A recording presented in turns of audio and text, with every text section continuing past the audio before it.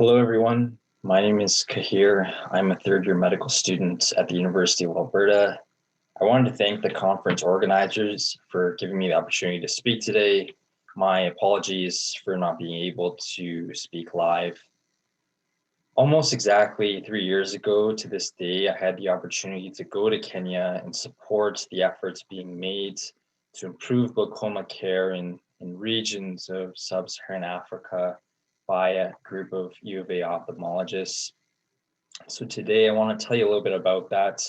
I'll start off by talking a little bit about glaucoma and the circumstance in sub-Saharan Africa, followed by talking a little bit about the Stop Glaucoma initiative, and then concluding with some personal reflections and impacts moving forward. So when we talk about glaucoma, we're speaking about a catch-all term for different diseases that affect the optic nerve, leading to vision loss. It's known as the silent thief of sight because of its slow, progressive nature, and it often causes irreversible damage before there is any vision loss.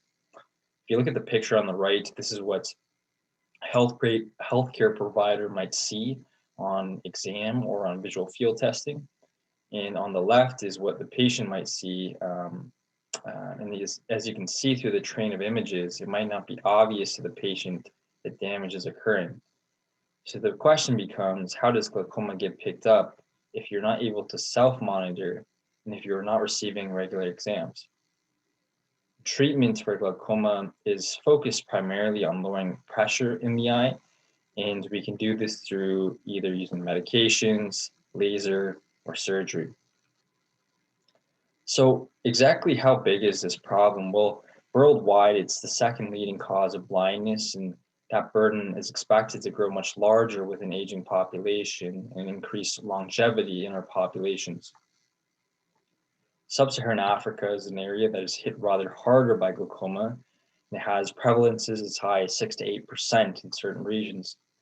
Disproportionately, the prevalence of moderate to severe cases are much higher, as you can see on the map on the right depicted by the purple shades. Furthermore, 90% of cases remain undiagnosed in sub-Saharan Africa, and this is compared to an estimate of 50% in Canada. If we take Kenya as an example, it has a population of about 30 million people, and with prevalences as high as 6 to 8%, it's not hard to imagine how managing this population would be difficult for a handful group of glaucoma specialists. And lastly, I want to talk a little bit about the socioeconomic barriers. So half of an average glaucoma patient's salary can be spent on receiving glaucoma care when we take into account the cost of medications, transports, the examinations, as well as time away from work. And these financial barriers often lead to non-compliance, which can put patients at an even higher risk for poorer visual outcomes. So to combat this, a series of strategic initiatives called Stop Glaucoma in sub-Saharan Africa was established in 2006. And this was a collaboration between multiple stakeholders in sub-Saharan Africa, as well as the University of Ottawa in the past, and more recently, the University of Alberta. Goals of this program are threefold. One is to train a set of first-generation highly qualified glaucoma subspecialist leaders. Two is to develop centers of excellence for glaucoma throughout sub-Saharan Africa, and those centers are to be interconnected. And lastly, ultimately, to reduce the burden of glaucoma-induced blindness in sub-Saharan Africa. And to establish this initiative is structured on four major pillars, and those are capacity building, enhanced awareness, improved detection, and improved management. So based on these pillars, we can quickly jump ahead to the present and look at some of the accomplishments that the Stop Glaucoma initiative has made. Excuse me. So from a capacity building standpoint, 8 fellows endemic to the area have trained at the U of A, with 2 more being planned to train over the next year. In Kenya, we've had 3 subspecialists go through the program. From an enhanced awareness perspective, mass awareness campaigns in Ethiopia and Kenya, such as World Glaucoma Week and World Sight Day, have increased glaucoma knowledge but as well as reducing some of the stigma surrounding it. From an improved detection and management slants, teleglaucoma projects have led to a delivery of care to 2,218 patients between Ethiopia and Kenya who otherwise wouldn't have received care due to various barriers. And this also goes for a management perspective as well.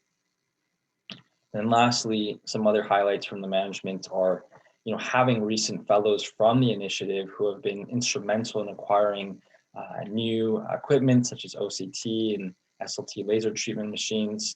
And the fellows who have gone through the program, continue to provide ongoing mentorship to new residents and to advocate for them. And hopefully these graduates will be able to go back to their home communities and build capacity even further. So I want to quickly highlight one of the key pieces to the capacity building pillar, and that's the Sandwich Fellowship. And it's designed to take someone indigenous to an area and not only make them an expert in glaucoma, but to give them a diverse set of skills that they can go back to their home communities and contribute and establish excellence in practices there. And this requires education, not just in areas of glaucoma, but also in, kind of looking at the administration piece. So what it takes to have good infrastructure, what do the eye clinic operations look like, and establishing connections that will benefit future practices for them. Also, it's important to this fellowship that they get exposure to glaucoma in diverse settings so they're better prepared for what they could see coming through the door in their home communities. And lastly, this approach allows us to tailor to their needs as well as what their community needs are, so that we can better, make sure they're set up for success in the future. So I wanted to switch gears a little bit by taking you through my personal experience, having spent a week at the University of Nairobi, or UON. I was very fortunate to have this experience and very grateful to Dr. Damji for giving me the opportunity to do so. And the goals of this visit were threefold. One was to identify areas of improvement in care and in excellence. And after visiting, we realized that was increasing Sandwich Fellowship recruitment, providing support for key pieces of equipment, as well as continuing to support research. Second was to teach specific surgical techniques through lectures that the residents presented themselves, followed by wet labs where surgery was practiced on goat eyes and also practice inevitably on patients. And third was improving clinical knowledge surrounding glaucoma diagnosis, which was done through interactive lectures and bedside teaching. And lastly, I think just from more of an anecdotal perspective, the people I met there were very impactful to me. And I just wanted to quickly share some of the things that I got from this experience. I think the first thing that comes to mind is the altruistic nature of many of the trainees and people I met there. So for example, some of the residents didn't want to initially pursue ophthalmology as a career path, but they saw a tremendous gap in eye care in their home communities. And they knew that by pursuing this over something that might have been more interesting to them, they might be able to have a bigger impact in back home. And this kind of selflessness was something that definitely resonated with me. And the second was the impression that one of the leaders in glaucoma care at UON, Dr. Marco, left on me. And she's probably one of the nicest but fiercest preceptors out there. And to me, as she is a graduated from the Sandwich Fellowship, she epitomizes the potential that many of these individuals possess if they're given the right guidance and resources. And further, the way she excels in a didactic and disseminator role to other learners justifies many of the efforts that are being made through the Stock Glaucoma program. And lastly, everyone I met through this experience has taught me to be forever grateful for what I have, and also to tackle problems with positivity and a smile that reflects someone who's willing to learn. And I think these people embody that completely. So in conclusion, the goals of the Stop Glaucoma initiative are ultimately to reduce the burden of glaucoma-associated blindness in sub-Saharan Africa. To do this, it's built on the 4 pillars that we've discussed. And in terms of next steps, they include establishing a regional network where sites can actually apply for their own accreditation and leverage the capacities and talents that they already have present to do this. So thank you very much for taking the time to listen to me today. And thank you once again for giving me the opportunity to speak. Take care.